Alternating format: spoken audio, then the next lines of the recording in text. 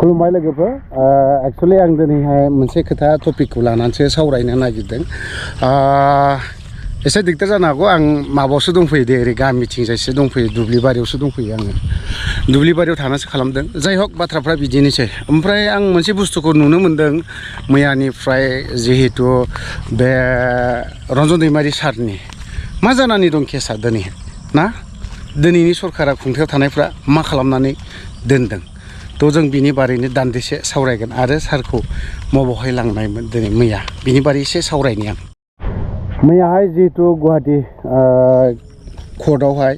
फुराना केसखौ लानानै रन्जन दैमारि सारखौ माबायावहाय कर्टआव हाजिर खालामदों ओमफ्राय बे हाजिर खालामनायाव जायफ्रा साखि ना जायफोर साखि होग्राफोर बिसोर पुलिसफोराबो सोरबाया थैबाय बा सोरबाया गैला फैयासै आरोखि बिनि थाखाय मैयाहाय सार रन्जन दैमारिखौ हाजिर खालामदोंमोन कर्टआवहाय तो बिनिनो खोथायाखौ एसे नोंथांनो सार रन्जन दैमारिनि जिखिनि भिडिअ फुटेज सटसे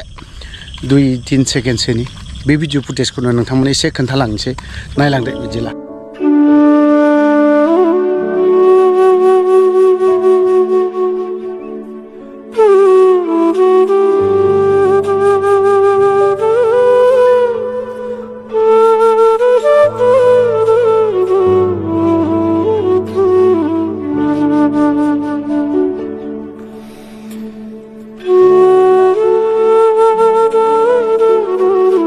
दैमारि सारखौ उदां खालामिनि जाहोनाबो बेफोरबो जों दिनै प्रमद बर' बिथांखौ बुंनाय गोबां बाथ्रा बुंनाय खोनायो नुयो दिनै हारिनि सेक्रिफाइस खालामनाय एनडिबिनि जेसेबां सोद्रोमाफोर बिसोर सेक्रिफाइस खालामनाय मान सन्मान होनांगौ ओमफ्राय केसनि खोथा बुंदों बेफोरखौ उइद्र' खालामिनि जाहोना मा जों ओरैनो सरासनस्रायै सिम्पोल रावावहाय गोरलै रावावहाय बुंनो हायो जे अनलि लाबालाब बे पलिटिक्स ना पलिटिक्सखौ लालायनानैनो बिसोरो मालाबाबो रन्जन दैमारिखौ बरननायखौ नुनो मोनाखै आरो मुभबो खालामाखै सुप्रिम कर्टआवबो थांदों होननानै बुंदों दिनै सुप्रिम कर्टआव थांदोंबा दिनैसिमबो मानोथो बेफोरबायदि स्रि थाबाय थादों दिनै रन्जन दैमारिल' नङा दिनै नैबे जायफ्रा NIA केस नांनाय बेखौथ' दाखालि जिहेतु बिक्रम दैमारियानो स्पस्ट खोथाखौ बुंनानै होबाय बिक्रम दैमारि कन्ट्राक्टर एस'सिएशननि सासे आफादगिरि दिनैहाय बियो मानो बेफोरबायदि बुंनो गोनां जादों बिक्रम दैमारिया दिनै आफादनि दिनै मा मावदोंमोन जाय हक कन्ट्रिबिउसन दं हिसाबै दिनै हारिनि बाथ्राखौ सिन्था खालामो जेला बियो केस क'क्राझार जेलाव हाबदों अब्लानि समाव NDFBनि सेंग्राफोर सोद्रोमाफोरखौ लोगो मोनदों बावहाय बिथांनाव दुखु फैदों बा NIA केसनि बारैबो सोंदों दिनै NIA केसखौ जों रावबो मोनथियामोन थाबायदों होननानै बुङोमोन बेखौ रावबो थाबायाखै दिनै NIA केसनिखौ जों टटेलि मोनथिजोबनो मोनबाय जे जेब्ला बिक्रम दैमारिया जेलनिफ्राय उदां जायो बा ओंखारो बेलाव फैयो अब्लानि समावसो जोङो बे बुस्थुखौ जों मोनथिनानै मोनदों आरो थारैनो जोङो खोनानो मोनबावबाय जे NIA केसखौ जायफ्रा NIA केसनि थाखाय थाबायदों उकिल एडभकेट बियो बुंबावदों जे गभर्नमेन्टनिफ्राय जुदि माबा मोनसे इंगित फैयोब्ला बा खबर लाफैयोब्ला हयथ'बा गनायनि चान्सबो थायो बेफोरबायदि बाथ्राखौ बुंनायखौ जों नुनो मोनो थ' दिनैहाय बेफोरबायदियावहाय NDFBनि जाखिनि केस नांनानै थानाय बर'ना नङा बर'नो हागौ नैबे प्रमद बर'आ मा समाव बर'नो हैगोन बियो गेम ना NDFBनि जेसेबां प्रब्लेमफोर दं बेफोरखौ गेम खालामजोबनो नागिरो गेम माने पलिटिक्स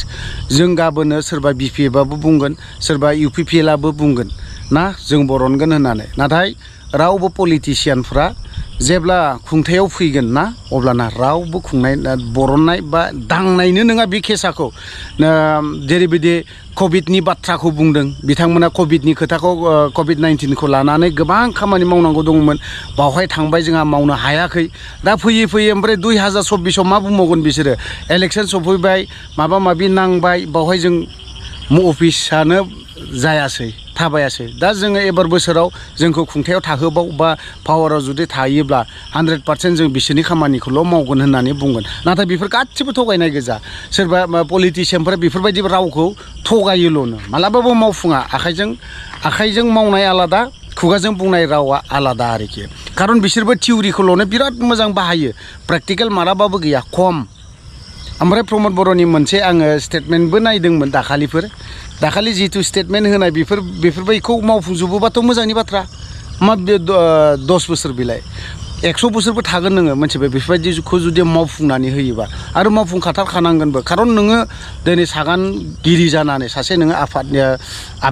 आफादनिफ्राय नोङो दिनै सागान